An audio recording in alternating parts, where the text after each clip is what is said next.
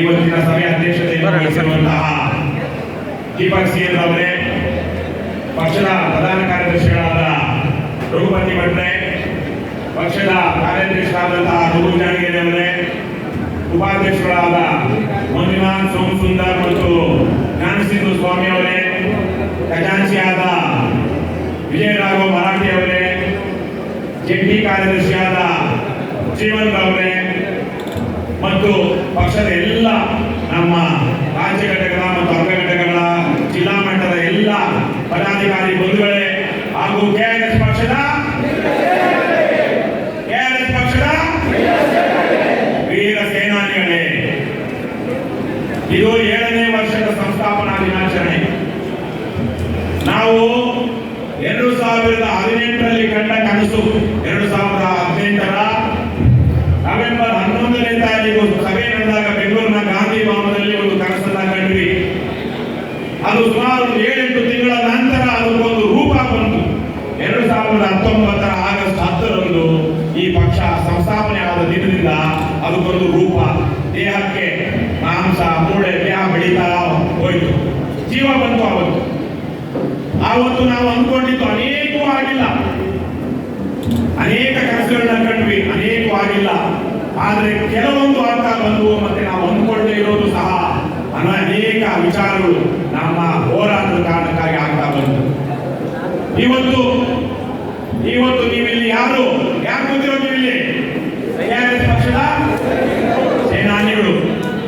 ಇವತ್ತು JDS, Congress, BJP ಏನಂತೀವಿ ನಾವು ಅದಕ್ಕೆ? ಜೆಸಿಬಿ ಪಕ್ಷದ ಕಾರ್ಯಕರ್ತರಿಗೂ ನಿಮಗೂ ವ್ಯತ್ಯಾಸ ಇದೆಯೋ ಇಲ್ವೋ? ಇದೆ ಅಲ್ವಾ?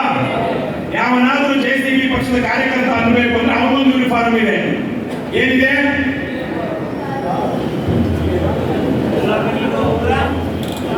ಐದು ಬೆರಳಿಗೆ, ಕುತ್ತಿಗೆಗೆ ಗರಿಗರಿಯಾದ ಬಿಳಿಯಾದ ಬಟ್ಟೆ ಜೊತೆ ಶೂ. ಅವನು ಒಬ್ಬ ಪುಡಾರಿ. ಯಾವ ಪಕ್ಷದ್ದು? ಆದ್ರೆ ಆ ಪುಡಾರಿಗೆ ಯಾರಪ್ಪ ಗೌರವ ಕೊಡ್ತಾರೆ? ಸರ್ಕಾರಿ ಅಧಿಕಾರಿಗಳು ಕೊಡ್ತಾರ? ಜನ ಕೊಡ್ತಾರ? ಅವನಂತ ಅವನ ಹಾಕೋ ಬಿಸ್ಕೆಟ್ಗೆ ಕಾಯ್ತಾ ಇರುವಂತಹ ಜನ ಮಾತ್ರ ಹಣ ಏನೋ ನೋಡೋಣ, ಹಣ ಆಮೇಲೆ ಏನೋ ನೋಡೋಣ, ಏನಂದ್ರೆ ಜೇಬು ಖರ್ಚು ಕಾಸು ಕೊಡ್ಬೇಕಣ್ಣ ನೀವು ಅಂತ ಅಲ್ವಾ? ಆದ್ರೆ ಇವತ್ತು ನೀವು ಕೆಆರ್ಎಸ್ ಪಕ್ಷದ ಟಿ ಶರ್ಟ್ ಹಾಕೊಂಡಿರೋರು, ನೀವು ರಸ್ತೆಯಲ್ಲಿ ಹೋಗ್ತಾ ಇದ್ರೆ, ಸರ್ಕಾರಿ ಕಚೇರಿ ಹೋದಾಗ ನಿಮಗೊಂದು ಗೌರವ ಮತ್ತು ಅಭಿಮಾನ ಇವತ್ತು ಸಿಗ್ತಾ ಇದೆಯೋ ಇಲ್ವೋ? ಇದು ಕೆಆರ್ಎಸ್ ಪಕ್ಷ ನಿಮಗೆ ಕೊಟ್ಟಿರುವಂತದ್ದು. ಬೇರೆ ಯಾವ ಪಕ್ಷದ ಜೆಸಿಬಿ ಪಕ್ಷ ಯಾರು ಅವರ ಕಾರ್ಯಕರ್ತರಿಗೆ ಕೊಡದೇ ಇರುವಂತಹ ಶಕ್ತಿಯನ್ನ ಇವತ್ತು ಕೆಆರ್ಎಸ್ ಪಕ್ಷ ತನ್ನ ಸೈನಿಕರಿಗೆ ಕೊಟ್ಟಿದೆ. ಇದೊಂದು ಕ್ರಾಂತಿ, ಸಣ್ಣ ವಿಚಾರ ಅಲ್ಲ ಇದು. ಅದೇ ರೀತಿಯೇ ಇವತ್ತು ಇಲ್ಲಿ ಯಾರೆಲ್ಲ ಬಂದಿದ್ದೀರಾ, ಇಲ್ಲಿಗೆ ಬರಬೇಕು ಅಂತ ಬಂದಿರೋರು, ಮನೆಯಿಂದಲೇ ಟಿ ಶರ್ಟ್ ಹಾಕೊಂಡು ಬಂದಿರೋರು ಎಷ್ಟು ಜನ ಇದ್ದೀರಾ? ಕೈ ಎತ್ತಿ. ಬಹುತೇಕ ಜನ ಹಾಕೊಂಡು ಬಂದಿದ್ದಾರೆ. ಆದ್ರೆ ನಾನು ಕೆಲವೊಂದು ಫೋಟೋಗಳು ನೋಡಿದೆ, ಅದರಲ್ಲಿ ಮನೆ ಬಿಟ್ಟಾಗ ಆ ಬಸ್ಸಲ್ಲೋ ಟ್ರೈನಲ್ಲೋ ಇದ್ದವ್ರದ್ದು ಫೋಟೋ ಅವರು ಟಿ ಶರ್ಟ್ ಹಾಕಿರ್ಲಿಲ್ಲ. ಬಹುಶಃ ಇಲ್ಲಿ ಕೊಡೆ ಹಾಕಬಾರ್ದು, ಇಲ್ಲಿ ಹಾಕೋಣ ಅಂತ ಬಂದಿರ್ಬೋದು. ಅದೇನಪ್ಪ ಸರಿ, ಇಲ್ಲಿ ಬಂದು ಟಿ ಶರ್ಟ್ ಹಾಕೊಳ್ಳೋದು ಎಷ್ಟು ಜನ? ಕೈ ಎತ್ತಿ. ಪ್ರಾಮಾಣಿಕವಾಗಿದ್ದಾರೆ ಒಂದಷ್ಟು ಜನ. ಪಕ್ಷದ ಕೆಲಸಕ್ಕೆ, ಪಕ್ಷದ ಕಾರ್ಯಕ್ರಮಕ್ಕೆ ಅಂತ ಬಂದಾಗ ನೀವು ಮನೆಯಿಂದಲೇ ಟಿ ಶರ್ಟ್ ಹಾಕೊಂಡು ಬಂದ್ರೆ ಅಷ್ಟೆಲ್ಲ ಸಾವಿರಾರು ಜನ, ನೀವು ಒಂದು ಟ್ರೈನಲ್ಲಿ ಬರ್ತಾ ಇದ್ರೆ 1,000 ಜನರಲ್ಲಿ 3 ಜನ ನಿಮ್ಮನ್ನ ನೋಡ್ತಾರೆ. ಒಂದು ಸರ್ಕಾರಿ ಕಚೇರಿಗೆ ಆಚೆ ಹೋಗಿ ನಿಂತ್ಕೊಂಡ್ರೆ ಒಂದು 100 ಜನ ನಿಮ್ಮನ್ನ ನೋಡ್ತಾರೆ. ಆಗಿರೋದಕ್ಕೆ ನಾವು ವಾಕಿಂಗ್ ಅಡ್ವರ್ಟೈಸರ್ಸ್, ನಮ್ಗೆ ಯಾವುದು ಬಿಲ್ ಬೋರ್ಡ್ ಇಲ್ಲ, ಪತ್ರಿಕೆಗಳ ಅಡ್ವರ್ಟೈಸ್ಮೆಂಟ್ ಇಲ್ಲ, ಟಿವಿ ಅಡ್ವರ್ಟೈಸ್ಮೆಂಟ್ ಇಲ್ಲ, ನಾವು ನಡೆಯೋದೇ ಅಡ್ವರ್ಟೈಸ್ಮೆಂಟ್. ಆಮೇಲೆ ಬಹಳ ಜನ ಅಲ್ಲ, ಕೆಲವು ಜನ ಅದೊಂಥರ ರೋಗ ಇದ್ದಾಗೆ, ಒಂದು ರೋಗ, ಸಾಂಕ್ರಾಮಿಕ ರೋಗ. ಒಳ್ಳೆಯ ವಿಚಾರಗಳು ಹೇಗೆ ವೈರಸ್ ಆಗಿ ಹರಡುತ್ತೋ ಅದೇ ತರಕ್ಕೆ ಕೆಟ್ಟ ವಿಚಾರಗಳು ವೈರಸ್ ತರಕ್ಕೆ ಹರಡುತ್ತೆ. ಅವ್ನು ಹಾಕೊಂಡಿಲ್ಲ, ನಾನೇನು ಹಾಕೊಳ್ಬೇಕು ಅಂತ ಬಂದಿರಲ್ಲ ಕೆಲವೊಬ್ರು. ಪಕ್ಷದ ಕಾರ್ಯಕ್ರಮಕ್ಕೆ ಬಂದಿರೋರು ದಯವಿಟ್ಟು ಮನೆಯಿಂದಲೇ ಹಾಕೊಂಡು ಬನ್ನಿ, ಮನೆಗೆ ಹೋಗೋ ತನಕ ಹಾಕೊಳ್ಳಿ. ಆದ್ರಿಂದ ನಿಮ್ಗೆ ಯಾವ ತರಹದ ಅವಮಾನ ಆಗೋದಿಲ್ಲ. ಎಲ್ಲೋ ಕೆಲವೊಂದು ಕಡೆ ಮುಂದಕ್ಕೆ ಏನಾದ್ರು ಸಮಸ್ಯೆ ಆಗ್ಬೋದು, ಇವತ್ತಿನ ತನಕ ಇಲ್ಲ. ನಿಮ್ಗೆ ಯಾರಾದ್ರೂ ಬಸ್ಸಲ್ಲಿ ಪಕ್ಕ ಕೂರಿಸ್ಕೊಂಡು ನಿಂತು ಒದಗಿಸ್ಕೊಡ್ತಾನೆ, ನಿಮ್ಗೆ ಯಾರೋ ಕಾಫಿ ಟೀ ಕೊಡ್ತಾನೆ, ನಿಮ್ಗೆ ಊಟ ಕೊಡ್ತಾನೆ, ನಿಮ್ಮ ನಿಲ್ಲಿಸಿ ನನ್ನ ಪಕ್ಷದ ಮೆಂಬರ್ ಆಗ್ಬೇಕು ಸರ್, ಹೇಗಾಗ್ಬೇಕು ಅಂತ ಕೇಳ್ತಾನೆ. ಇನ್ಯಾರೋ ಅವರು ಅಸಹಾಯಕರು, ಸರ್ ನನಗೆ ಅನ್ಯಾಯ ಆಗಿದೆ, ಮೋಸ ಆಗಿದೆ, ನನಗೆ ನ್ಯಾಯ ಕೊಡಿಸಿ ಅಂತ ಕೇಳ್ತಾನೆ. ನಿಮಗೆ ಒಂದು ಶಕ್ತಿ ಬರುತ್ತೆ, ಅದರಿಂದ ನಿಮ್ಮೊಂದು ಸ್ಫೂರ್ತಿ ಬರುತ್ತೆ. ನಾನು ಸಹ ಸಮಾಜದಲ್ಲಿ ಒಬ್ಬ ಉಪಯೋಗಕ್ಕೆ ಬರುವಂತಹ ವ್ಯಕ್ತಿ ಅಂತ ನಿಮ್ಗೆ ಅನಿಸುತ್ತೆ. ಇಲ್ಲಾಂದ್ರೆ KCP ಪಾರ್ಟಿ ಉಂಟಕ್ಕೆ ನೀವು 5 ಉಂಗುರ ಹಾಕೊಂಡು ದುರ್ಗೆ ನಾಯ್ಕೆ ಹಾಕೊಂಡು ಅದೇ ಉಂಗುರ ಬಂಗಾರನೋ ಕಿತ್ತಾಳೆನೋ ಗೊತ್ತಿಲ್ಲ, ಸುಮ್ಮನೆ ನಮ್ಗೆ ಹೋಗ್ತಾ ಇರ್ಬೇಕು ನಾವು.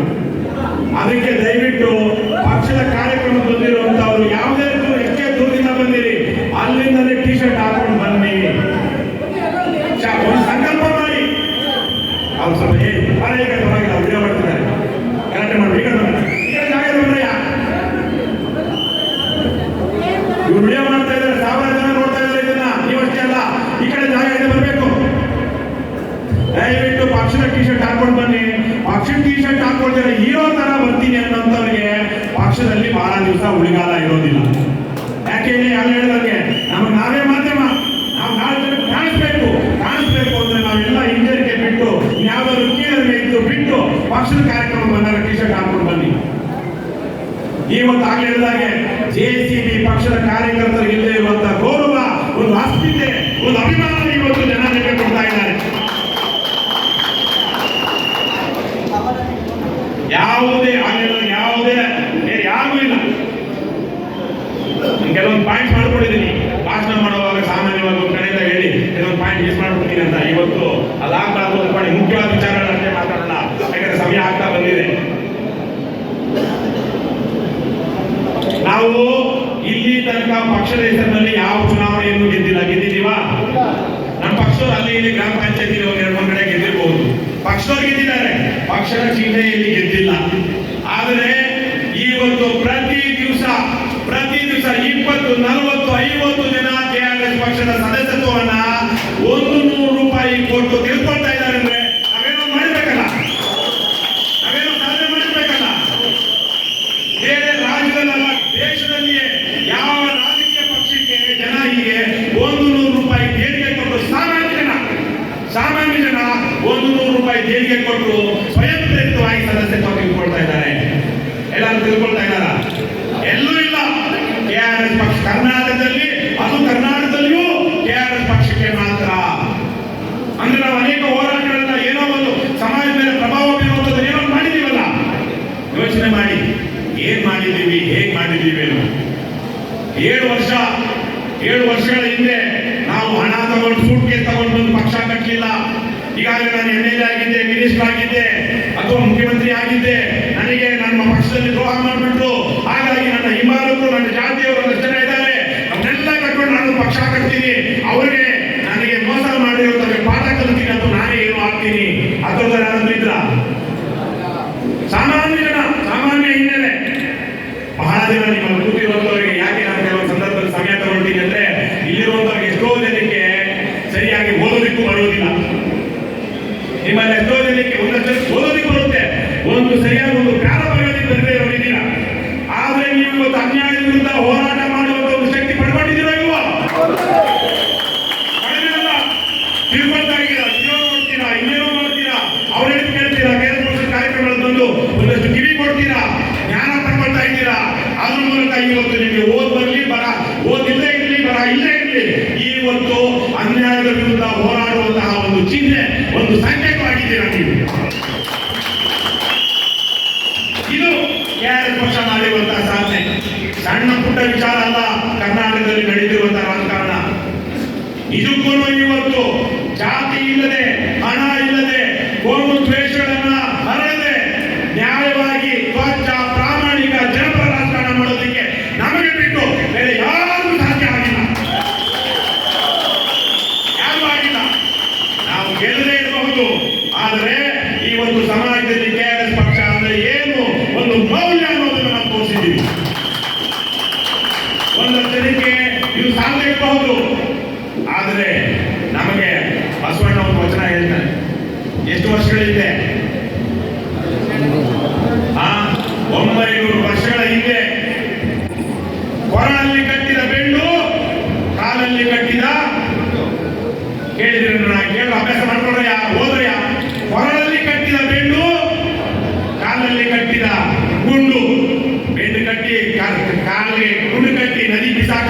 ಏನಾಯ್ತು? ಬೆಂಡು ಮುಳುಗಲಿಯದು, ಗುಂಡು ಕೇಳಲಿಯದು. ಇಂತಿಪ್ಪ ಸಂಸಾರ ಶರದಿಯ ದಾಟಿಸೋ ಕಾಲಾಂತಕನೇ ಕೂಡಲ ಸಂಗಮ ದೇವ ಅಂತ ಎಷ್ಟು ಅಚ್ಚ ಕನ್ನಡದಲ್ಲಿ ಬಸವಣ್ಣ ಹೇಳಿದನಲ್ಲ. ಇವತ್ತು ಅದೇ ಪರಿಸ್ಥಿತಿಯಲ್ಲಿ ನಮಗೆ ನಾವೇ ಒಂದು ಬೆಂಡ್ ಕಟ್ಕೊಂಡಿದೀವಿ. ನಮ್ಮ ಕಾಲಿಗೆ ಕೈ ಕಾಲೆಲ್ಲ ಕಟ್ಟಾಕಿ ಗುಂಡು ಕಟ್ಟಿ ನದಿ ಬಿಟ್ಬಿಟ್ಟಿದ್ದಾರೆ. ನಾವು ಬೆಂಡ್ ಹಿಡ್ಕೊಂಡು ಅಷ್ಟೋ ಇಷ್ಟೋ ಹುಡುಗದೆ ದೇಹದಲ್ಲಿ ಒದ್ದಾಡ್ತಾ ಇದ್ವಿ. ಅಂತಹ ಕಷ್ಟದಲ್ಲಿ ನಾವು ಅಂತಹ ಪರಿಸ್ಥಿತಿಯಲ್ಲಿ ಇವತ್ತು ಕರ್ನಾಟಕ ರಾಷ್ಟ್ರ ಸಮಿತಿ ಪಕ್ಷವನ್ನ ಈ ರಾಜ್ಯದಲ್ಲಿ ಕಟ್ಟಿರುವಂತಹದ್ದು. ನಮ್ಮ ಪರವಾಗಿ ನಮಗೆ ಅನುಕೂಲವಾಗುವಂತಹ ಯಾವ ಚಳವಳಿಗಳು, ಹೋರಾಟಗಳು, ಜನರು, ಅನೇಕ ಜನ ಚಿಂತಕರು, ಬುದ್ಧಿಜೀವಿಗಳು, ಹೋರಾಟಗಾರರು ಯಾರು ಇಲ್ಲಿ ತನಕ ನಮ್ಮ ಜೊತೆಗೆ ಬರಲಿಲ್ಲ. ಯಾಕಂದ್ರೆ ಒಂದಷ್ಟು ಜನ ಬಿಜೆಪಿ ಅನ್ನುವಂತಹ ಒಂದು ಕೆಟ್ಟ ಪಕ್ಷ, ಅದು ಬೆಳಿಬಾರದು, ಹಾಗಾಗಿ ನಾವು ಯಾರನ್ನು ಬೆಂಬಲಿಸಬೇಕು? ಕಾಂಗ್ರೆಸ್ ಬೆಂಬಲಿಸಬೇಕು. ಇಷ್ಟನ್ನ ಹೇಳ್ಕೊಂಡು ಅನೇಕ ಹೋರಾಟ ಮಾಡಿದ್ದಾರೆ, ನಮಗಿಂತ ಕಷ್ಟಪಟ್ಟಿದ್ದಾರೆ, ಜೈಲಿಗೆ ಹೋಗಿದ್ದಾರೆ. ಅವರು ಕೂಡ ಇವತ್ತು ಮತಿಭ್ರಮಣೆಗೆ ಒಳಪಟ್ಟು ಬಿಜೆಪಿ ತೋರಿಸಬೇಕು, ಅದಕ್ಕೆ ಕಾಂಗ್ರೆಸ್ ಕಾರನ್ನ ಬೆಂಬಲಿಸಬೇಕು. ಇನ್ಯಾರು ನಮ್ಮನ್ನು ಬೆಂಬಲಿಸೋರು? ಯಾರು? ನಾವೇ, ನೀವೇ. ಇಂತಹ ಒಂದು ವಾತಾವರಣದಲ್ಲಿ ಕರ್ನಾಟಕ ರಾಷ್ಟ್ರ ಸಮಿತಿ ಪಕ್ಷ ಇವತ್ತು ರಾಜ್ಯದಲ್ಲಿ ಒಂದು ಸಾಧನೆಯನ್ನ ಮಾಡ್ತಾ ಇದೆ. ಒಂದಷ್ಟು ಜನರಿಗೆ, ಬಹುತೇಕ ಭ್ರಷ್ಟರಿಗೆ ಒಂದು ಎಚ್ಚರಿಕೆ ಗಂಟೆಯಾಗಿ ಇವತ್ತು ಅವರಿಗೆ ಕಾಡ್ತಾ ಇದೆ. ಅನೇಕ ಜನ ಈ ಹೋರಾಟದಲ್ಲಿ ಜೈಲಿಗೆ ಹೋದ್ರು. ಅನೇಕ ಜನ ಇವತ್ತು ಕೇಸ್ ಹಾಕಿಸ್ಕೊಂಡು ಅದ್ಯಾರೋ ಮಂದಿ ನಮ್ಮ ಆಫೀಸಲ್ಲಿ ಒಂದು 15 ದಿವಸ ಯಾರೋ ಒಬ್ರು ಇದ್ರು. ಅಲ್ಲೆಲ್ಲೋ ಅವನು ಗೊತ್ತೇ ಇಲ್ಲ, ಪ್ರಕರಣನೇ ಗೊತ್ತಿಲ್ಲ, ಅವನ ಮೇಲೆ ಅಟ್ರಾಸಿಟಿ ಕೇಸ್ ಹಾಕೊಂಡಿದ್ದಾರೆ. ಊರು ಬಿಟ್ಟು ಓಡೋಗ್ತಾ ಇದ್ರು ಪಾಪ. ಈಗ ಅನೇಕ ಜನರ ಮೇಲೆ ಸುಳ್ಳು ಕೇಸ್ಗಳಾಗಿದೆ. ಬೇರೆ ಯಾವುದೇ ಪಕ್ಷದಲ್ಲಿ ಸಂಘಟನೆಯಲ್ಲಿ ಆಗಿದ್ರೆ ಇಷ್ಟು ಸುಳ್ಳು ಕೇಸ್ ಬಿಡೋ ಅಷ್ಟೊತ್ತಿಗೆ ಅವ್ರೇನಾಗ್ತಾ ಇದ್ರು? ಮನೆಗೆ ಹೋಗಿ ಸೆಟ್ಲ್ ಆಗ್ಬಿಡ್ತಾ ಇದ್ರು. ಬೇಡಪ್ಪ, ಇವ್ರು ಜನರ ಸಹವಾಸ, ಹೋರಾಟ ಬೇಡ ಅಂತ. ಆದ್ರೆ ನಾವ್ಯಾರು? ನಾವು ಎಂತಹ ಸೈನಿಕರು? ವೀರ ಸೈನಿಕರು ಮತ್ತು ಸಿಂಹ ಮನೋಭಾವ ಇರುವಂತಹ ಸೈನಿಕರು. ಒಗ್ಗಟ್ಟಾಗಿ ಹೋರಾಟ ಮಾಡಿಕೊಂಡು ಬಿಡದೆ ಯಾರನ್ನು ಜೊತೆಯಾಗಿ ಬರುವಂತವ್ರನ್ನ ತರಲೆ ಮಾಡುವಂತ ಯಾವಾಗಲೂ ಇದ್ದೇ ಇರ್ತಾರೆ. ಅಂತವ್ರೆಲ್ಲ ಏನೇ ಆಗ್ಲಿ, ಮಾನ ಅವಮಾನ ಸಮ್ಮಾನ ಏನೇ ಆಗ್ಲಿ, ನಾನು ಈ ಜೊತೆಗಿರ್ತೀನಿ ಅಂತ ಬಂದಿರುವಂತವ್ರನ್ನ ಬಿಡದೆ ಇವತ್ತು ನಾವು ಹೋಗಿದ್ದ ಕಾರಣಕ್ಕಾಗಿ ಇವತ್ತು ನಮ್ಮ ಶಕ್ತಿ ಬಂದಿದೆ. ಬಹಳ ಜನ ಕಷ್ಟಪಡ್ತಾ ಇದ್ದಾರೆ. ಸಾಮಾನ್ಯ ನಿಮ್ಮಲ್ಲೇ ನೋಡಿ, ಕೂಲಿ ಮಾಡೋರು ಬಂದಿದ್ದಾರೆ, ಇಲ್ಲಿ ಆಟೋ ಓಡಿಸೋರು ಬಂದಿದ್ದಾರೆ, ಟ್ಯಾಕ್ಸಿ ಓಡಿಸೋರು ಬಂದಿದ್ದಾರೆ. ಹೆಣ್ಣು ಮಕ್ಕಳು ಗಂಡ ಆದವನು ಕುಡಿಬಾರ್ದನ್ನ ಕುಡಿದು ಮನೆಗೆ ಬಂದು ಹೊಡೆದು ಬಡದು ಮಾಡಿ ಸಂಸಾರನ ಹಾಳು ಮಾಡಿರುವಂತಹ ಗಂಡಸರಿರುವಂತಹ ಕುಟುಂಬಗಳಿಂದ ಹೆಣ್ಣು ಮಕ್ಕಳು ಬಂದಿದ್ದಾರೆ. ಇವತ್ತು ಅವರಿಗೆ ಕರ್ನಾಟಕ ರಾಜ್ಯ ಸಮಿತಿ ಪಕ್ಷ ಒಂದು ಧೈರ್ಯ ಮತ್ತು ಚೈತನ್ಯವನ್ನು ಕೊಟ್ಟಿದೆ. ಬೇರೆ ಕಾಂಗ್ರೆಸ್, ಬಿಜೆಪಿ, ಜೆಡಿಎಸ್ ಅವರು ಇನ್ನೊಬ್ಬರು MLA-ಗಳಿರ್ಬೋದು, ಮಿನಿಸ್ಟರ್ ಇರ್ಬೋದು, ಅವರ ಪಕ್ಷದ ಇಂತಹ ಕಾರ್ಯಕರ್ತರಿಗೆ ಅವರಿಂದ ಧೈರ್ಯ ಕೊಟ್ಟಿದ್ದಾರೆ. ಕೊಟ್ಟಿದ್ದಾರೆ ಬ್ರಹ್ಮ. ಇವತ್ತು ನಿಮ್ಮಲ್ಲಿ ಎಷ್ಟು ಜನ ಹೆಣ್ಮಕ್ಳು ಇದ್ದಾರೆ, ಎಷ್ಟು ಜನ ಕೂಲಿ ಕಾರ್ಮಿಕರಿದ್ದೀರಾ, ಈಗೆಲ್ಲ ಇವತ್ತು ನಿಮ್ಮದೇ ಅಕ್ಕಪಕ್ಕ ಇರುವಂತಹ ಕಾಂಗ್ರೆಸ್, ಬಿಜೆಪಿ, ಜೆಡಿಎಸ್ ಅಂತ ಎಲೆಕ್ಷನ್ ಟೈಮಲ್ಲಿ ಬರ್ತಾರಲ್ಲ, ಅವ್ರಿಗಿರುವ ಗೌರವ ಏನು, ನಿಮಗಿರುವಂತಹ ಆತ್ಮ ಗೌರವ ಏನು ಅಂತ ಪ್ರಶ್ನೆ ಮಾಡ್ಕೊಳ್ಳಿ. ಅದು ಎರಡು ಪಕ್ಷ ಮಾಡಿರುವಂತಹ ಸಾಧನೆ. ಚುನಾವಣೆಗಳು ಬರುತ್ತೆ ಹೋಗುತ್ತೆ, ಅಧಿಕಾರ ಬರುತ್ತೆ ಹೋಗುತ್ತೆ. ಮೊನ್ನೆ ತಾನೇ ಸಿದ್ದರಾಮಯ್ಯ ರಾಜೀನಾಮೆ ಕೊಟ್ಟರು. ಇವತ್ತು ಸಿದ್ದರಾಮಯ್ಯನವ್ರ ಮನೆ ಮುಂದೆ 4 ಜನ ಓಡಾಡ್ತಾ ಇದ್ರು. ಅಧಿಕಾರ ಇದ್ದಾಗ ಅಷ್ಟೇ ನೊಣ ಸಕ್ಕರೆ ಸುತ್ತ ಇರುವೆಗಳು ಮುಟ್ಟಿದಾಗೆ ಒಂದೊಂದು ದಿವಸ ಇವ್ರ ಕೈಯಲ್ಲಿ ನಮ್ಗೆ ಕೆಲಸ ಆಗೋದಿಲ್ಲ ಅಂದ್ಮೇಲೆ ಬಿಟ್ಟ ಹೋಗ್ಬಿಡ್ತಾರೆ. ಇದು ಮನುಷ್ಯ ಸಹಜ ದೌರ್ಬಲ್ಯಗಳು. ನಮ್ಮಲ್ಲೂ ಹಾಗೆ ಆಗ್ಬಹುದು. ಆದರೆ ನಾವು ಜನಕ್ಕೆ ಕೊಟ್ಟಿರುವಂತಹ ಚೈತನ್ಯ ಮತ್ತು ಸ್ಫೂರ್ತಿ ಇದೆಯಲ್ವಾ, ಇದು MLA-ಗಳು, ಮಿನಿಸ್ಟರ್ಗಳು ಕೊಡೋದಲ್ಲ, ಒಂದು ಹೋರಾಟ ಚಳವಳಿ ಕೊಡುವಂಥದ್ದು. ಅದನ್ನ ಮತ್ತೆ ಏನು ನಮ್ಮಲ್ಲಿ ಪ್ರಜಾಪ್ರಭುತ್ವ ಅನ್ನೋದು ಇವತ್ತು ಕರ್ನಾಟಕದಲ್ಲಿ ಇಲ್ಲ. ನಾನು ಯಾವಾಗಲೂ ಒಂದು ಹೇಳ್ತಾ ಇರ್ತೀನಿ, ಏನಿದೆ ಕರ್ನಾಟಕದಲ್ಲಿ? ಆಲಿಗಾರ್ಕಿ, ಸೀಮಿತ ಕೆಲವೇ ಕುಟುಂಬಗಳು, ಕೆಲವೇ ಶ್ರೀಮಂತರು ರಾಜಕೀಯ ಅಧಿಕಾರವನ್ನು ಇಟ್ಕೊಂಡಿರುವಂತಹ ಒಂದು ವ್ಯವಸ್ಥೆ. ಸುಮ್ಮನೆ ಅದಕ್ಕೆ ಡೆಮಾಕ್ರಸಿ ಅಂತ ನಾಲ್ಕಾವಸ್ಥೆ ಎಲೆಕ್ಷನ್ ನಡೆಯುತ್ತೆ. ಗೆಲ್ಲೋರೆಲ್ಲ ಯಾರು? ಅದೇ ಶ್ರೀಮಂತ ವರ್ಗ ಅಥವಾ ಅಧಿಕಾರ ವರ್ಗ ಅಂತದ್ದು. ಇವತ್ತು 200 ಕುಟುಂಬಗಳು ಇವತ್ತು ನಮ್ಮ ರಾಜ್ಯದಲ್ಲಿ ಈ ರಾಜಕೀಯ ಅಧಿಕಾರವನ್ನ ಕಾಂಗ್ರೆಸ್, ಬಿಜೆಪಿ, ಜೆಡಿಎಸ್ ಹಿಡಿದುಕೊಂಡಿವೆ. ಇವತ್ತು 2ನೇ ಹಂತದ 3ನೇ ಹಂತದ ನಾಯಕತ್ವ ಬರದೇ ಇರೋ ಹಾಗೆ ಆ ಕುಟುಂಬಗಳು ಜಿಪಿ, ಗ್ರಾಮ ಪಂಚಾಯತ್, ತಾಲೂಕ್ ಪಂಚಾಯತ್, ಜಿಲ್ಲಾ ಪಂಚಾಯತ್, ನಗರಸಭೆ ಚುನಾವಣೆ ಆಗದೆ ಇರೋರಿಗೆ ನೋಡ್ಕೊಳ್ತಾ ಇದ್ದಾರೆ.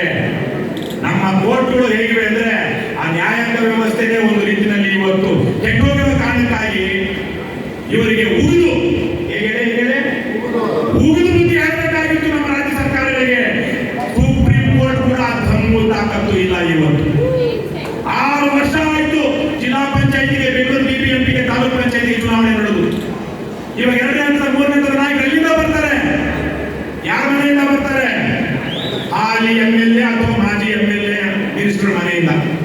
ಈಗ ನಾವು ಚುನಾವಣೆ ನಿಂತು ನಾವು ನಾಯಕತ್ವ ತೋರಿಸಬೇಕು, ಸಮಾಜಕ್ಕೆ ನಮ್ಮದೇ ಆದಂತಹ ಒಂದು ರೀತಿಯಲ್ಲಿ ಪ್ರಜಾಪ್ರಭುತ್ವವನ್ನು ಉಳಿಸ್ಕೊಳ್ಳೋದಕ್ಕೆ ಸೇವೆ ಮಾಡಬೇಕು ಅಂದ್ರೆ ನಿಮ್ಗೆ ಅವಕಾಶ ಇದೆಯಾ?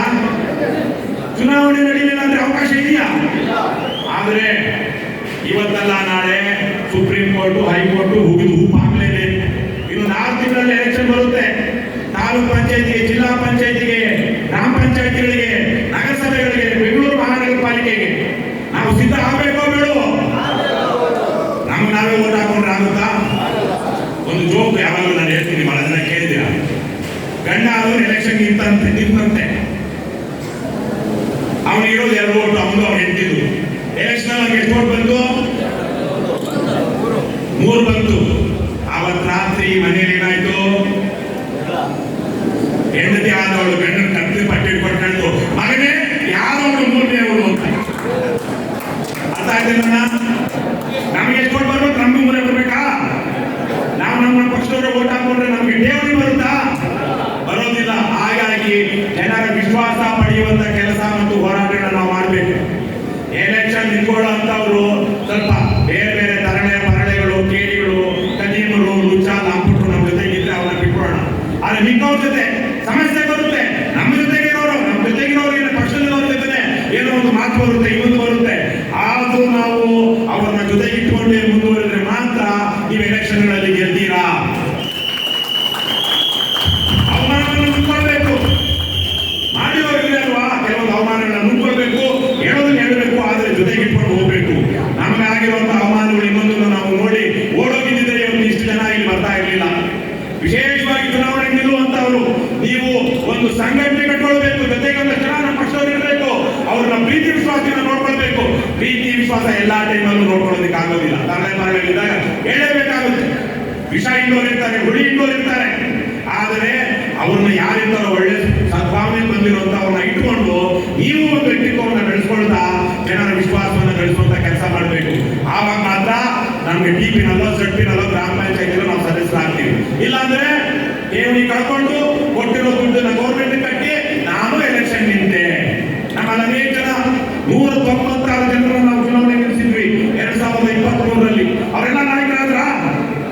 ಆಗ್ಲಿಲ್ಲಪ್ಪ. ಆಗ್ಬೇಕಿತ್ತು, ಆದ್ರ ಆಗಿಲ್ಲ.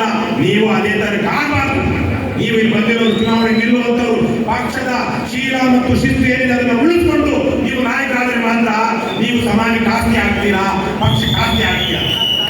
ಇಲ್ಲಾಂದ್ರೆ ನಿಮಗೆ ನೀವು ಪಕ್ಷಕ್ಕೆ ಹೊರೆ. ದಯವಿಟ್ಟು ಅದನ್ನ ಗಮನಿಸ್ಕೊಳ್ಳಿ. 2028ರ ಚುನಾವಣೆಗೂ ಅಷ್ಟೇ ಈಗಿನ ನಾವು ಸಿದ್ಧ ಆಗ್ಬೇಕು. ನಿಮ್ಗೆ ಗೊತ್ತಿರ್ಬೋದು, 1 ವರ್ಷದಿಂದ ಬಹಳ ಚೆನ್ನಾಗಿ ನಮ್ಮ ಪಕ್ಷದ ಕಾರ್ಯಕ್ರಮವನ್ನು ನೂತನ ಸಮಿತಿ ಇನ್ನೂ ಮಾಡಬಹುದಿತ್ತೆ, ನಾವು ಗೊತ್ತಿಲ್ಲ. ಆದ್ರೆ ಬಹಳ ಚೆನ್ನಾಗಿ ಒಂದಷ್ಟು ತೃಪ್ತಿಕರವಾಗಿ ನಿಭಾಯಿಸ್ಕೊಂಡು ಬರ್ತಾ ಇದ್ದಾರೆ. ಆದ್ರೆ ಈಗ 2 ವರ್ಷನೂ ಇಲ್ಲ. 2028ರ ಮೇಗೆ ಚುನಾವಣೆ ಬರುತ್ತೆ, ಸಾರ್ವತ್ರಿಕ ವಿಧಾನಸಭಾ ಚುನಾವಣೆ. ಆವತ್ತು ನಾವು ಎಷ್ಟು ಸ್ಥಾನಗಳಲ್ಲಿ ಸ್ಪರ್ಧೆ ಮಾಡ್ತೀವೋ ನಮ್ಗೆ ಗೊತ್ತಿಲ್ಲ. ಆದ್ರೆ ಆವತ್ತು ನಾವು ಚುನಾವಣೆಗಳನ್ನ ಗೆಲ್ಲಬೇಕೋ ಬೇಡೋ? ಗೆಲ್ಲಬೇಕು ಅಂದ್ರೆ ಸಂಘಟನೆ ಆಗ್ಬೇಕೋ ಬೇಡೋ? ಅಭಿಯಾನಗಳು, ಹೋರಾಟಗಳು ಆಗ್ಬೇಕೋ ಬೇಡೋ? ರಾಜ್ಯ ಸಮಿತಿಯ ಜವಾಬ್ದಾರಿ ಅಭಿಯಾನಗಳನ್ನ, ಹೋರಾಟಗಳನ್ನ ಮಾಡುವಂತದ್ದು. ನಾನೊಂದಷ್ಟು ಸ್ವಲ್ಪ ಬಿಡು ತಗೊಂಡಿದ್ದೀನಿ. ಮುಂದಿನ ಯುಗಾದಿ 2027ರ ಯುಗಾದಿ ನಂತರ ನಾನು ಮತ್ತೆ ಸಂಪೂರ್ಣವಾಗಿ ಪಕ್ಷದ ಕೆಲಸಗಳನ್ನು ತೊಡಗಿಕೊಳ್ತೀನಿ. ರಾಜ್ಯಾದ್ಯಂತ ಅಭಿಯಾನಗಳು, ರಾಜ್ಯಾದ್ಯಂತ ಹೋರಾಟಗಳು. ನಮಗೆ ಇರುವಂತಹ ಗಾಡಿಗಳು ಸಾಕಾಗುವುದಿಲ್ಲ. ಸಣ್ಣ 2-3 ಬಸ್ ಬೇಕಾಗುತ್ತೆ. ಅದಕ್ಕೆ ಸಂಪನ್ಮೂಲ ಶೇಖರಿಸಬೇಕು ಜನ. ಆವಾಗ ನಮ್ಮ ಜೊತೆಯಲ್ಲಿ ಒಂದು 7-8 ಜನ ನಾಡ ಪ್ರೇಮಿ ದೀಕ್ಷೆ ಅಂತ ತಗೊಂಡು 8-10 ಜನ ನನ್ನ ಜೊತೆ ನಿರಂತರವಾಗಿ ಬಂದ ಕಾರಣಕ್ಕಾಗಿ ರಾಜ್ಯಾದ್ಯಂತ ನಾವು ಆ ಜನಚೈತನ್ಯ ವಾಹನದಲ್ಲಿ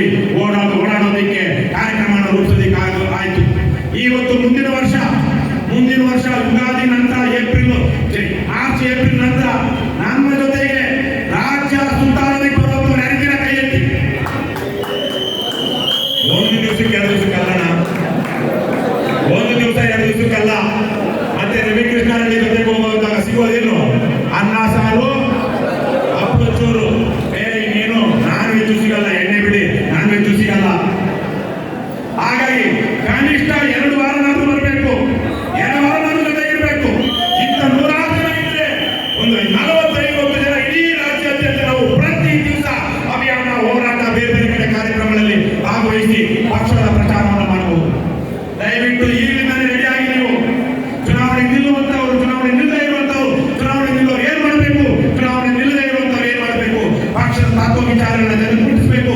ಜನರ ಬೆಂಬಲ ನಮಗೆ ಮತವಾಗಿ ಪರಿವರ್ತನೆ ಆಗಬೇಕು ಅಂದ್ರೆ ನಾನು ಯಾವ ರೀತಿಯಲ್ಲಿ ಇಲ್ಲಿ ನನ್ನ ತ್ಯಾಗ ಮತ್ತು ಶ್ರಮವನ್ನು ಹಾಕಬೇಕು ಅನ್ನೋದನ್ನ ಯೋಚನೆ ಮಾಡ್ಕೊಂಡು ಬನ್ನಿ. ಬುದ್ಧಿ ತಲೆ ಉಪಯೋಗಿಸ್ಕೊಂಡು ಬನ್ನಿ. ಸುಮ್ಮನೆ ಬಂದ್ರೆ ಹೊರೆ ಆಗ್ತೀರಾ. ತುಂಬಾ ಹೊರೆ ಆಗುವಂತವ್ರನ್ನ ನಾವು ಇಟ್ಕೊಳ್ಳೋದಿಲ್ಲ. ನಾವು ಹೋಗಿರೋದು ಯುದ್ಧಕ್ಕೆ. ಏನಕ್ಕೆ? ಯುದ್ಧಕ್ಕೆ. ನಮಗೆ ಹೊರೆ ಆಗುವಂತವ್ರನ್ನ ಇಟ್ಕೊಂಡು ಯುದ್ಧ ಮಾಡಿದ್ರೆ ಮರ್ಯಾದೆ ಇದೆಯಾ? ಅಯ್ಯೋ ಪಾಪ, ಅಯ್ಯೋ ಪಾಪ ಅಂದ್ರೆ ಮುಗೀತು ಯುದ್ಧದಲ್ಲಿ. ಹಾಗಾಗಿ ಬರುವಂತವರು ಶೀಲ ಮತ್ತು ಶಿಸ್ತಿನಿಂದ ಬರಬೇಕು. ಏನು ಕೆಲಸ ಇದೆ ಅದನ್ನ ಮಾಡುವಾಗ ಬರಬೇಕು. ನಾವು ಮಾಡ್ತಿರುವಂತ ಕೆಲಸದಲ್ಲಿ ಅವ್ರಿಗೂ ಏನಾದ್ರು ಒಂದು ಪಾತ್ರ ಇರಬೇಕು. ಅಂತಹ ಜನ ದಯವಿಟ್ಟು ಇವತ್ತೇ ತೀರ್ಮಾನ ಮಾಡ್ಕೊಳ್ಳಿ. ಮುಂದಿನ ವರ್ಷ ರವಿ ಕೃಷ್ಣಾರೆಡ್ಡಿ ಹೋಗ್ತೀನಿ ಅಂತ ಹೇಳಿದಾನೆ, ಅದ್ರ ಜೊತೆ ನಾನು ಇರಬೇಕು ಅನ್ನೋದನ್ನೊಂದು ಜನ ಗಟ್ಟಿಯಾಗಿ ತೀರ್ಮಾನ ಮಾಡಬೇಕು. ಇದೆರಡು ವಿಚಾರ. ಇವತ್ತು ನಮ್ಮ ರಾಜ್ಯದಲ್ಲಿ ಒಳ್ಳೆ ಆಡಳಿತ ಇದೆಯಾ? ಯಾರಿವತ್ತು ನಮ್ಮ ಮುಖ್ಯಮಂತ್ರಿ? ಯಾರಪ್ಪ? ಶಿವಕುಮಾರ. ಶಿವಕುಮಾರ್ ಅಂದ್ರೆ ಯಾರು? ಸುಬ್ರಹ್ಮಣ್ಯನೂ ಆಗ್ಬೋದು, ಗಣೇಶನೂ ಆಗ್ಬೋದು. ಆದ್ರೆ ಅಂತಹ ಸದ್ಗುಣಗಳಿರುವಂತಹ ವ್ಯಕ್ತಿಯಲ್ಲ ಈ ಶಿವಕುಮಾರ. ಹೌದಲ್ವಾ? ನಿಜಕ್ಕೂ ನಮ್ಮ ರಾಜ್ಯಕ್ಕೆ ಅವಮಾನ. ಇವತ್ತು ಕಾಂಗ್ರೆಸ್ನಲ್ಲಿ ಬಿಜೆಪಿ ಜೆಡಿಎಸ್ ಅಲ್ಲಿರೋರು ಶಿವಕುಮಾರ್ ಮುಖ್ಯಮಂತ್ರಿ ಆಗಿರೋದನ್ನ ನೋಡಿ ಏನಂದ್ಕೊಳ್ತಾರೆ ಗೊತ್ತಾ? ನಾನು ರೌಡಿಸಂ ಮಾಡಿ, ನಾನು ಕಳ್ತನ ಮಾಡಿ, ನಾನು ದಬ್ಬಾಳಿಕೆ ಮಾಡಿ, ನಾನು ಗುಂಡಾಗಿರಿ ಮಾಡಿ, ನಾನು ಬಂಡೆ ಇನ್ನೊಂದೇನಿದೆ ದೋಚಿ ದುಡ್ಡು ಮಾಡಿಕೊಂಡು MLA ಆದ್ರೆ ಮುಂದಕ್ಕೆ ನಾನು ಮುಖ್ಯಮಂತ್ರಿ ಆಗ್ಬೋದು, ಸಾಧ್ಯ ಆದ್ರೆ PM ಆಗ್ಬೋದು ಅನ್ನುವಂತ ಕನಸನ್ನ, ಕೆಟ್ಟ ಕನಸನ್ನ ಇವತ್ತು ಬಿಟ್ಟಿರುವಂತಹ ವ್ಯಕ್ತಿ ನಮ್ಮ ರಾಜ್ಯದ ಮುಖ್ಯಮಂತ್ರಿ. ನಾಚಿಕೇಡಿದು ಜನಕ್ಕೆ, ನಮ್ಮ ರಾಜ್ಯಕ್ಕೆ ನಾಚಿಕೇಡು. ಕನಸುಗಳೇ ನಾನು ಕಷ್ಟಪಡಬೇಕು, ನಾನು ಒಳ್ಳೆ ವಿಚಾರಗಳನ್ನು ತಿಳ್ಕೊಳ್ಬೇಕು, ಶ್ರಮ ಪಡಬೇಕು, ಜನರ ಜೊತೆಗಿರ್ಬೇಕು, ಅವರ ಸಮಸ್ಯೆಗಳನ್ನು ಆಲಿಸಬೇಕು, ಆ ಮೂಲಕ ನಾಯಕನಾಗಬೇಕು, ಆಗ ನಾನು ಮುಖ್ಯಮಂತ್ರಿ ಆಗಬಹುದು ಅನ್ನುವಂತ ಕನಸು ಬೇಕು. ಅಥವಾ ಏನೇ ಇಲ್ಲಿ ತಲೆ ಹೊಡೆದಾದ್ರೂ ಸರಿ, ತಲೆ ಹಿಡಿದಾದ್ರೂ ಸರಿ, ದುಡ್ಡಿದ್ರೆ ಅವನು ಮುಖ್ಯಮಂತ್ರಿ, ಹಾಗಾಗಿ ನಾನು ಮೊದಲು ಏನ್ ಮಾಡ್ಬೇಕು? ದುಡ್ಡು ಮಾಡಬೇಕು ಅನ್ನೋ ಕನಸು ಬಿದ್ದು ಅವನು ರಾಜ್ಯಕ್ಕೆ ಒಳ್ಳೇದಾಗುತ್ತಾ? ಆಗಲ್ಲ. ಇವತ್ತು ಕಾಂಗ್ರೆಸ್ ಬಿಟ್ಟು ಬೇರೆ ಯಾವ್ದಾದ್ರು ಕಾಂಗ್ರೆಸ್ನಲ್ಲೇ ಇಲ್ಲ DK ಶಿವಕುಮಾರ್ಗೆ ಬೆಂಬಲ. ಇದೇನಪ್ಪ? ಕಾಂಗ್ರೆಸ್ನ ಅರ್ಧಕ್ಕಾದ ಜನ DK ಶಿವಕುಮಾರ್ ಒಪ್ಕೊಳ್ಳಲ್ಲ. ಬಿಜೆಪಿ ಒಪ್ಕೊಳ್ತಾರ? ಜೆಡಿಎಸ್ ಒಪ್ಕೊಳ್ತಾರ? ಮತ್ತೆ ಬಿಜೆಪಿಯ ಯುವರಾಜ ಯಾರು? ಅಲ್ಲಿ ರಾಜ್ಯಾಧ್ಯಕ್ಷ ಯಾರು? ಆತನಿಗೆ ಬಿಜೆಪಿ ಆದ್ರೂ ಬೆಂಬಲ ಇದೆಯಾ? ಹೋಗಿ ಆದ್ರೂ ಕಾಂಗ್ರೆಸ್ ಅವರು ಬೆಂಬಲಿಸ್ತಾರ? ಹೋಗಿ ಜೆಡಿಎಸ್ ಅವರು ಬೆಂಬಲಿಸ್ತಾರ? ಕುಮಾರಸ್ವಾಮಿ ಅವರಿಗೆ ಅವ್ರ ಪಕ್ಷದಲ್ಲಿ ಬೆಂಬಲ ಇದೆಯಾ? ಅವರೇ ಪಕ್ಷದಲ್ಲಿ ಎಷ್ಟೋ ಜನ MLA ಆಚೆ ಇದ್ದಾರೆ. ಈಗ ಆಲ್ರೆಡಿ ಬಿಜೆಪಿ ಅವರು ಬೆಂಬಲಿಸ್ತಾರೆ ಕುಮಾರಸ್ವಾಮಿನ. ಉಪಯೋಗಿಸ್ಕೊಳ್ಳೋಣ. ಆಮೇಲೆ ಕಾಂಗ್ರೆಸ್ ಅವರೊಂದು ಅವಕಾಶವಾದಿ ರಾಜಕಾರಣ. ಕಾಂಗ್ರೆಸ್ ಬೆಂಬಲಿಗರು ಕುಮಾರಸ್ವಾಮಿಯನ್ನ ಬೆಂಬಲಿಸೋದಿಲ್ಲ. ಆ ಮೂರು ಪಕ್ಷಗಳಿಗೆ ಅವರವ್ರ ಪಕ್ಷದಲ್ಲಿ ಒಂದಷ್ಟು ಬೆಂಬಲ ಇದೆ. ಆದ್ರೆ ಅವ್ರು ಯಾರಿಗೂ ಆ ಪಕ್ಷದಲ್ಲಿರೋರಿಗೆ ರಾಜ್ಯದ ಬಹುಸಂಖ್ಯಾತ ಜನರ ಬೆಂಬಲ ಇಲ್ಲ. ರಾಜ್ಯದ ಬಹುಸಂಖ್ಯಾತ ಜನರ ಬೆಂಬಲವನ್ನು ಪಡೆದುಕೊಂಡವರೇ ಮುಂದಿನ ದಿನಗಳಲ್ಲಿ ರಾಜ್ಯದ ರಾಜಕೀಯ ಅಧಿಕಾರವನ್ನು ಹಿಡಿತಾರೆ. ಈಗ ನಮಗೆ ಅವಕಾಶ ಇದೆಯೋ ಇಲ್ವೋ? ಇದೆ ತಾನೆ? ಯಾವ್ದಾದ್ರು ಒಂದು ಪಕ್ಷಕ್ಕೆ, ಒಂದು ಜಾತಿಗೆ ಇನ್ನೊಂದು ಅಂದ್ಕೊಂಡು ನನಗೆ ಬೆಂಬಲಿಸ್ತಾ ಇದ್ದಾರ? ನಮಗೆ ಇವತ್ತು ಕಾಂಗ್ರೆಸ್ ಬೆಂಬಲಿಸ್ತಾ ಇದ್ದಂತ ಬಿಜೆಪಿ ಜೆಡಿಎಸ್ ಅಲ್ಲಿರೋರು ನಮ್ಮನ್ನು ಬೆಂಬಲಿಸಬಹುದು. ಬಿಜೆಪಿಯನ್ನು ಬೆಂಬಲಿಸ್ತಾ ಇದ್ದ ಕಾಂಗ್ರೆಸ್ ಜೆಡಿಎಸ್ ಅವರು ನಮ್ಮನ್ನು ಬೆಂಬಲಿಸಬಹುದು. ಜೆಡಿಎಸ್ ನ ಬೆಂಬಲಿಸ್ತಾ ಇದ್ದ ಕಾಂಗ್ರೆಸ್ ಬಿಜೆಪಿ ಅವರು ನಮ್ಮನ್ನು ಬೆಂಬಲಿಸಬಹುದಲ್ವಾ? ನಾವು ಅದಕ್ಕೆ ಏನ್ ಮಾಡ್ಬೇಕು? ಕೆಲಸ ಮಾಡಬೇಕು, ಪರಿಶ್ರಮ ಪಡಬೇಕು. ಇವತ್ತು JCB ಅಂತ ನಾವೇನ್ ಹೇಳ್ತೀವಿ, ಅವರು ಮಣಿಸಲಾಗದಂತಹ ಇನ್ವಿನ್ಸಿಬಲ್ ಅಲ್ಲ, ಅಜೇಯರಲ್ಲ. ಇದನ್ನ ಜ್ಞಾಪಕ ಇಟ್ಕೊಂಡು ನಾವು ಪ್ರಾಮಾಣಿಕವಾಗಿ ಚಿತ್ತಶುದ್ಧಿಯಿಂದ ಕೆಲಸ ಮಾಡಿದ್ರೆ ಇಷ್ಟೇ ಜನ ರಾಜ್ಯದಲ್ಲಿ ಕ್ರಾಂತಿಯನ್ನ ಮಾಡಬಹುದು. ಬಾಯಲ್ಲಿ ಸೀಟಿ, ಕೈಯಲ್ಲಿ ಲಾಠಿ. ಅದ್ರ ಜೊತೆಗೆ ದೇಶದ ರಾಜಕೀಯ ವಾತಾವರಣ ಬದಲಾಗ್ತಾ ಇದೆ. ಯಾರಾದ್ರೂ ಅಂದ್ಕೊಂಡಿದ್ರ ನರೇಂದ್ರ ಮೋದಿ ಸರ್ಕಾರದಲ್ಲಿ ಇರುವಂತಹ ಮಂತ್ರಿಯನ್ನ ಯಾರಾದ್ರೂ ರಾಜೀನಾಮೆ ಕೊಡಿಸಬಹುದು ಅಂತ? 2 ವಾರದಿಂದ ನಡೀತಾ ಇದೆ ಸಂಸತ್ತು ಅಧಿವೇಶನ. ಪ್ರಧಾನಮಂತ್ರಿ ಇರಲಿ, ಗೃಹ ಸಂಸತ್ನಲ್ಲಿ ಮಾತಾಡೋದಕ್ಕೆ ಆಗ್ತಾ ಇಲ್ಲ. ಇವತ್ತು ನಮ್ಮ ಮಕ್ಕಳು ನಮ್ಮ ಕರ್ನಾಟಕದಲ್ಲಿ ತುಂಬಾ ಕಡಿಮೆ, ನಮಗೆ ಬೇಜಾರಿನ ವಿಚಾರ. ಆದ್ರೆ ಉತ್ತರ ಭಾರತದಲ್ಲಿ ಮಕ್ಕಳು ಇವತ್ತು ಕ್ರಾಂತಿ ಮಾಡಿದಾರೋ ಇಲ್ವೋ? ಮಾಡಿದ್ದಾರೆ. ಇವರಿಗೆ 25 ವರ್ಷ 30 ವರ್ಷಕ್ಕಿಂತ ಕೆಳಗಡೆ ಇರೋರಿಗೆ ನರೇಂದ್ರ ಮೋದಿ ಆಗ್ಲಿ, ಇನ್ಯಾರೋ ಆಗ್ಲಿ, ಸಿದ್ದರಾಮಯ್ಯ ಆಗ್ಲಿ, ಇವ್ರು ಯಾರು ಇವ್ರಿಗೆ ಆದರ್ಶ ಅಲ್ಲ. ಇವ್ರು ಯಾರು ಅವ್ರ ಬಗ್ಗೆ ಗೌರವ ಇಲ್ಲ. ಯಾಕಂದ್ರೆ ಅವರು ನೋಡಿದಾಗಲಿಂದ ಇವರೇ ಪ್ರಧಾನಮಂತ್ರಿಗಳು, ಇವರೇ ಮುಖ್ಯಮಂತ್ರಿಗಳು. ಇಡೀ ದೇಶದ ರಾಜಕೀಯ ವಾತಾವರಣ ಬದಲಾಗ್ತಾ ಇದೆ. ಇದು ಯಾರ ಅನುಕೂಲಕಾರಿ? ಯಾರಿಗೆ? KRS ಪಕ್ಷಕ್ಕೆ. ನಾವು ಅಯ್ಯೋ ಏನಪ್ಪ ಹಣ ಕೊಡದೆ ಹೆಣ್ಣ ಕೊಡದೆ ಗಂಡಸರಿಗೆ ಲಿಕ್ಕರು, ಹೆಂಗಸರಿಗೆ ಎರಡು ಬೆಳೆದವರಿಗೆ ಹಂಚಿದೆ ನಾವು ಎಲೆಕ್ಷನ್ ಗೆಲ್ಲೋದಕ್ಕೆ ಆಗೋದಿಲ್ಲ ಅನ್ನುವಂತ ಸಂದರ್ಭದಲ್ಲಿ ದೇಶದ ರಾಜಕೀಯ ವಾತಾವರಣ ಬದಲಾಗ್ತಾ ಇರೋದು ನಮ್ಮ ಕಣ್ಣು ಮುಂದೆ ಕಾಣಿಸ್ತಿದೆಯೋ ಇಲ್ವೋ? ನಮಗೆ ಅವಕಾಶ ಇದೆಯೋ ಇಲ್ವೋ? ನಮ್ಮನ್ನ ಇವತ್ತು ಕಾಪಾಡಿರೋದು ನಮ್ಮ ತತ್ವ, ನಮ್ಮ ಶೀಲ ಮತ್ತು ಶಿಸ್ತು. ಅದನ್ನು ಎಲ್ಲಿ ತನಕ ನಾವು ಇಟ್ಕೊಂಡಿರ್ತೀವೋ, ಇವತ್ತಲ್ಲ ನಾಳೆ ನಮಗೆ ಗೌರವ ಇದೆ, ಇವತ್ತಲ್ಲ ನಾಳೆ ನಮ್ಮ ಜೊತೆಗೆ. ಅದನ್ನ ಬಿಟ್ಟರೆ ನಾವು ಗೆದ್ರು ಇವರಿಗಿಂತ ಹಾಕಲಾಗುತ್ತೀವಿ. ಯಾರಿಗಿಂತ? ಯಾಕೆಂದ್ರೆ ಅವರು ವಿಶ್ವಾಸದ್ರೋಹ ಮಾಡಿಲ್ಲ. DK ಶಿವಕುಮಾರ್ ಬಂದು ನಾನು ಅವತ್ತಿನಿಂದ ಭ್ರಷ್ಟಾಚಾರಯುತವಾದ ಆಡಳಿತ ಕೊಡ್ತೀನಿ, ಹಾಗಾಗಿ ನಾನು ಭ್ರಷ್ಟಾಚಾರವಾದ ರಹಿತ ಆಡಳಿತ ಕೊಡ್ತೀನಿ ಅಂತ ಹೇಳ್ಕೊಂಡ್ಬಂದೆ, ಅದು ಕೊಡ್ತೀನಿ ಅಂತೇಳಿ ಕೊಡದೇ ಇದ್ರೆ ಜನ ಏನಾದ್ರು ಬೇಜಾರು ಮಾಡ್ಕೊಳ್ತಾರಪ್ಪ. ಅವನಿದ್ದಿದ್ದೆ ಹಾಗೆ ಅವನಿಗೆ ಒಳಿತಿದ್ರೆ ಪುಂಗಿ ಪೂಸಿ. ಆದ್ರೆ KRS ಪಕ್ಷದವರು ಹಾದಿ ತಪ್ಪಿ ಏನಾದ್ರು ಅಧಿಕಾರಕ್ಕೆ ಬಂದು ಹಾದಿ ತಪ್ಪಿದ್ರೆ ಜನ ನಮ್ಮನ್ನ ಕ್ಷಮಿಸ್ತಾರ? ಏನಮ್ಮ? ಹಾಗಾಗಿ ನಾವು ನಮ್ಮ ಶೀಲಾ ಶಿಸ್ತು ಉಳಿಸ್ಕೊಂಡ್ರೆ ಮಾತ್ರ ನಾವು ಇಷ್ಟು ವರ್ಷ ಮಾಡಿರುವಂತಹ ಹೋರಾಟಕ್ಕೆ ಒಂದು ಗೌರವ. ಇಲ್ಲಾಂದ್ರೆ MLA ಆಗಿ, MP ಆಗಿ, ಮಿನಿಸ್ಟರ್ ಆಗಿ, CM ಆದ್ರೂ ನಮ್ಮನ್ನ ಜನ ಮೀರ್ ಸಾದಿಕ್ ಅಂತಾರೆ. ಯಾರು ಮೀರ್ ಸಾದಿಕ್? ಟಿಪ್ಪು ಸುಲ್ತಾನ್ಗೆ ಮೋಸ ಮಾಡೋದು. ಅಲ್ಲಿ ಸಂಗೊಳ್ಳಿ ರಾಯಣ್ಣ ಕಿತ್ತೂರು ಜನರನ್ನು ಮೋಸ ಮಾಡೋದು ಯಾರಪ್ಪ? ಮಲ್ಲಾಪ ಶೆಟ್ಟಿ. ಈ ತರದ ಹೆಸರಲ್ಲಿ ಗುರುತಿಸ್ತಾರೆ ನಮ್ಮನ್ನ ಜನ. ನಾವು ಸತ್ತು ಮೇಲೇನು ನಮಗೆ ಗೌರವ ಇರಬೇಕು ಅನ್ನೋಗಿದ್ರೆ ನಾವು ಏನ್ ನುಡಿದೀವೋ ಅದೇ ತರಕ್ಕೆ ನಡ್ಕೊಳ್ಬೇಕು. ಅದೇ ತರಕ್ಕೆ ನಡ್ಕೊಂಡ್ರೆ ಮಾತ್ರ ನಮಗೂ ಗೌರವ ಇರುತ್ತೆ. ಹಾಗಾಗಿ ಪಕ್ಷದ ಕಾರ್ಯಕ್ರಮಗಳಲ್ಲಿ ಭಾಗವಹಿಸಿ, ವಿಚಾರ ಕೇಳ್ಕೊಳ್ಳಿ, ಬುದ್ಧಿವಂತರಾಗಿ ವ್ಯಕ್ತಿತ್ವ ಬೆಳೆಸ್ಕೊಳ್ಳಿ, ಸಾರ್ಥಕವಾದ ಬದುಕನ್ನ ಬದುಕಿ. ಇಷ್ಟು ಹೇಳ್ದ ಇದೇ 15ನೇ ತಾರೀಕು ಮುಂದಿನ ಸೋಮವಾರ, ಇವತ್ತು ಮುಂದಿನ ಸೋಮವಾರ 17ನೇ ತಾರೀಕು ರೈತರು, ಅನೇಕ ರೈತರು ಇವತ್ತು ಹತ್ತಾರು ಸಾವಿರ ರೈತರು ಇವತ್ತು ಭೂಮಿ ಕೊಂಡ್ಕೊಳ್ತಾ ಇದ್ದಾರೆ. ಕರ್ನಾಟಕದ ಅತ್ಯಂತ ನೀಚ ರಿಯಲ್ ಎಸ್ಟೇಟ್ ಕಂಪನಿಗಳು ಯಾವುವು? ಸರ್ಕಾರ. ಬಹಳ ಜನ ನಾವು ಮಾತಾಡಿರೋ ವಿಡಿಯೋ ನೋಡೋದಿಲ್ಲ. ಯಾವ ಕರ್ನಾಟಕದ ಅತ್ಯಂತ ನೀಚ ಕ್ರಿಮಿನಲ್ ರಿಯಲ್ ಎಸ್ಟೇಟ್ ಕಂಪನಿಗಳು ಯಾವುವು? KDB, KRDL, ಕೂಡ ಈ ತರದ್ದು. ಇವತ್ತು ರಿಯಲ್ ಎಸ್ಟೇಟ್ ಲೇಔಟ್ ಮಾಡ್ತೀವಿ ಅಥವಾ ಫ್ಯಾಕ್ಟರಿಗಳನ್ನ ಕಟ್ತೀವಿ ಅಂತ ಹೇಳಿ 1-1.5 ಲಕ್ಷ ಎಕರೆ ಇವತ್ತು ಫ್ಯಾಕ್ಟರಿಗಳಿಗೆ KIDB ಅಕ್ವೈರ್ ಮಾಡಿಕೊಂಡು ಲ್ಯಾಂಡ್ ಬ್ಯಾಂಕ್ ಅಂತ ಮಾಡ್ಕೊಂಡಿದೆ. ಅಲ್ಲಿ ಫ್ಯಾಕ್ಟರಿ ಕಟ್ತಾ ಇಲ್ಲ. ಇವ್ರಿಗೆ ಯಾರು ಭೂಮಿ ಬೇಕು ಇವಾಗ? 10 ಲಕ್ಷ 20 ಲಕ್ಷ ಪರಿಹಾರ ಕೊಡುವಂತಹ ಭೂಮಿ ಬೇಕಾಗಿಲ್ಲ.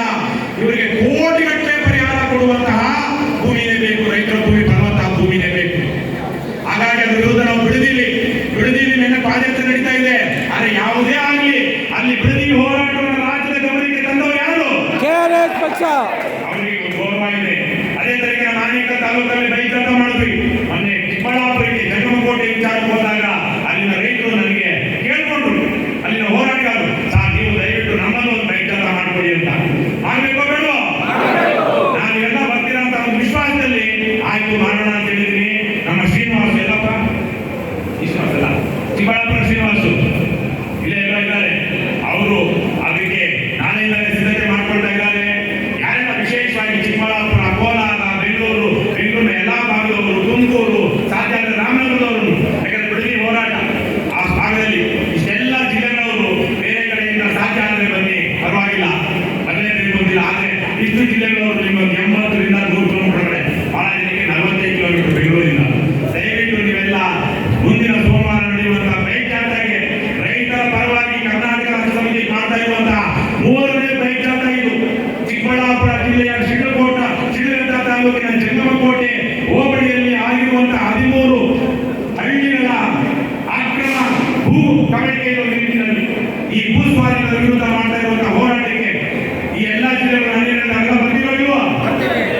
ನೀವೊಬ್ಬರೇ ಬರಬೇಡಿ.